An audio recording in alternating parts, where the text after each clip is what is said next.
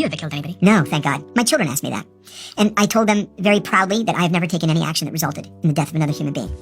There's one kind of half exception. And I think about this all the time. In 1993, I guess it was, I was sitting in the morning meeting.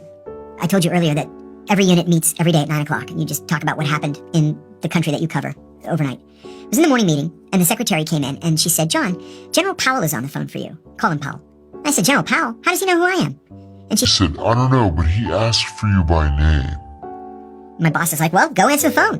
So I went to my desk, and I said, good morning, General Powell. This is John Kiriakou. And he says, John, if the Iraqis were going to kill the president, who would actually be in charge of that operation? And I said, well, if you're talking about the attempt to kill President Bush, George H.W. Bush, he had been visiting Kuwait. I said, Kuwait operations are run from the Iraqi intelligence service's Basra station. But Basra station is headed by Sabr Abdulaziz Adori, the director of the Iraqi intelligence service. He says, where does he sit? I said, Baghdad. Where exactly in Baghdad?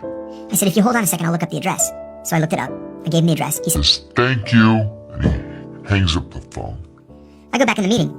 They were like, what do you want? I said, he wanted to know about Sabr Adori and the attempt to kill President Bush. I'm like, okay. 8 hours later, we fired 47 cruise missiles into Iraqi intelligence service headquarters. But by then it was the middle of the night in Baghdad. And we killed the janitor.